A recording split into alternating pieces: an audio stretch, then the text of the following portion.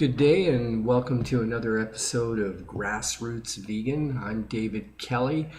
So a few days ago, I was downtown Toronto to write my Canadian Securities Course exam, and I arrived ahead of time. So I went to a courtyard where the building was, and to my delight, there was a farmer's market in the courtyard.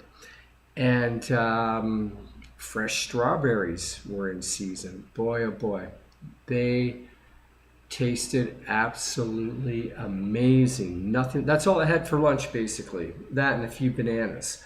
But basically, I ate a whole pile of freshly picked, locally grown strawberries. It was like nature's candy.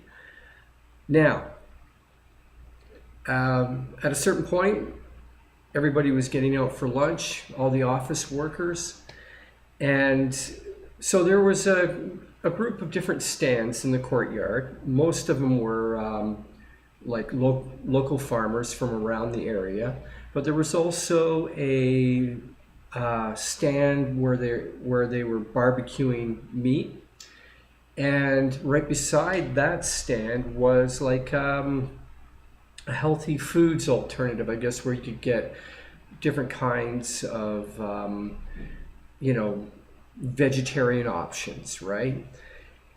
Anyhow, what I found rather fascinating was how the lineup for the barbecued meat stand was the longest lineup. It was the main lineup. Everybody was lining up to get some cooked barbecued meat and whatever other greasy food they were selling there. Definitely not a healthy option by a long shot. And I found that amazing. Here, people had choices between fresh fruits and vegetables, picked that day from the farm, or there was a stand there that was offering healthy vegetarian lunches, and yet everybody chose to line up. And I'm telling you, this lineup was so long that the average lunchtime for an office worker, my guess, is about 1 hour. So it probably took them at least 20 minutes to half an hour to get through that line. That was half their lunch wasted just waiting to get some barbecued toxic animal carcass. And now I know I'm sounding a little bit self-righteous here and judgmental, but I'm not. I understand it completely. I mean, I've been there. I was an avid meat eater, and I used to love to barbecue, and I understand what it's all about. Just the smell that was coming from the barbecue stand was overwhelming. It was filling the air everywhere. And at one time, even as a vegan, in my early days as a vegan, the smell of barbecued meat I would have found to be quite seductive. Now, after being vegan for almost 7 years, I find it's not like I find the smell offensive. I'm just indifferent to it. And in fact, that day when I was eating my strawberries, I found, when the smell blew in my direction, I found it irritating. I didn't want that kind of mixing in with these beautiful strawberries that I was eating. But it was an interesting observation to see how this is not something, people are not born to naturally be drawn to cooked meat. This is something that we get conditioned by over many years, and to the point where you're willing to give up half an hour of your lunch to stand in line to eat something that is definitely unhealthy for you. No question about it. There's no argument there. Just a barbecue meat alone produces certain toxins that are not good for you. So and then we get into the whole area of eating too much meat and high fat, all of that stuff, right? And yet people do it. They would, even though right beside them there's plenty of healthy options, they choose to go for the unhealthy option. That's not rational as far as I'm concerned, but this is not rational behavior. And along with being conditioned to eat that kind of food, I also believe that the way we prepare cooked food, like meat, it's done in a manner that it's addictive. You get addicted. The smell itself is the first thing. It gets you, it draws you in. But there is a certain, I don't know, there's something addictive about how cooked meat, especially barbecued cooked meat, is prepared. The flavors and everything. Because let's face it, meat on its own, just a raw slab of meat, you're not going to like it. You won't want to eat it. You won't be drawn to it. It's when you do all these preparations to it and add all these different flavors to it, that's when it becomes desirable. So I think, there is an addictive quality to cooked meat, and it's definitely an issue of conditioning that's involved. Now, to contrast that whole experience, right? Seeing these young office workers, middle-aged office workers lining up forever to get their serving of barbecued meat. Later on, I go to visit my mother in the hospital, and I meet a lady who's diabetic. It's got a diabetic ulcer. Her leg is as red as a strawberry. She looks terrible.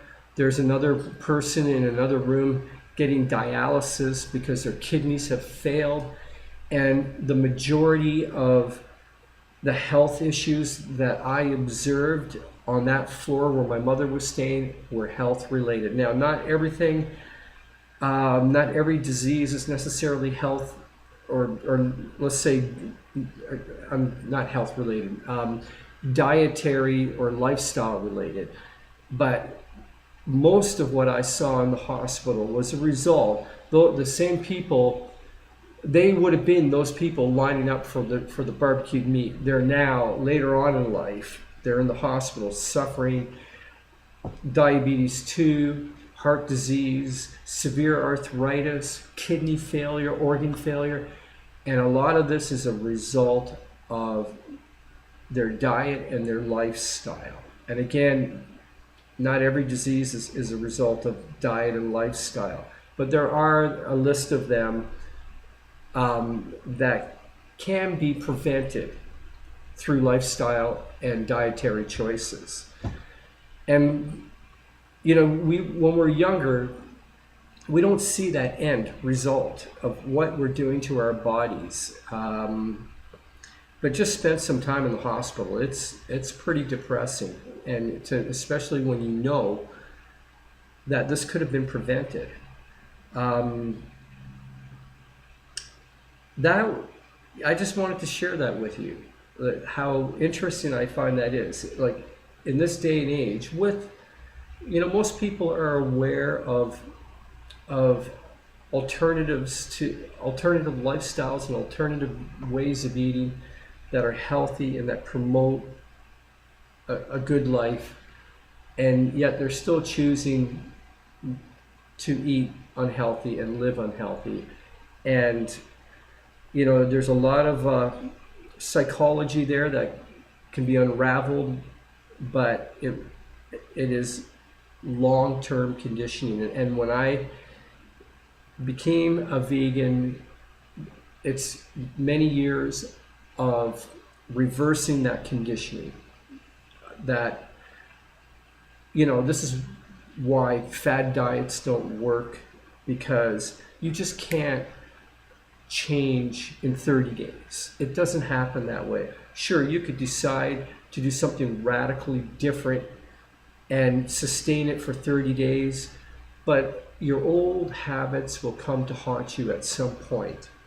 And then you've got to come up with a long-term plan on how to gradually deal with those old habits and turn them into new habits and good habits that promote health, life, longevity. And where I'm coming from? It's fruits and vegetables, diet, a low-fat vegan diet of predominantly fruits and vegetables.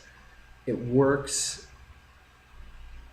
and every day I'm being confirmed by the fact, and believe me, I'm a practical person. If something doesn't work, I'm not going to continue it on because it's an ideology that I have to hold on to. I'll let it go. With the drop of a dime, I'll let it go if it's not working. If it really isn't working, it's history. It's gone from my life. Back up a little bit. When I first read 80-10-10, I'll tell you something. I was skeptical. And if you're not familiar with 80-10-10, that's Doug Graham's book, who basically promotes a predominantly fruitarian lifestyle where you're eating 80% carbohydrates, 10% protein, 10% fat. Read the book, it's great. But at the time that I read it, I was skeptical, but I thought it was worth a try because Doug Graham is very convincing. I was skeptical of veganism when I first became a vegan. I didn't even become a vegan because I wanted to. It was just because my ex at the time became vegan, and I went along, But again, the health benefits were there. I couldn't deny it. So this was a good thing. I kept it in my life. Again, getting back to conditioning, those people lining up for miles to get meat, barbecued meat during their 1 hour lunch break. It doesn't surprise me. I'm not shocked, but still, it's quite a sight to observe how irrational we can be when we follow just without really thinking. We just follow our habits. Get control of your life. You can, and you can make changes, but you got to be patient. It's a long-term plan. But get started, because you don't want to end up like what I saw in the hospital. It's not a pretty sight. And it doesn't take long to get there, Anyways, have a great day. God bless, and peace be with you.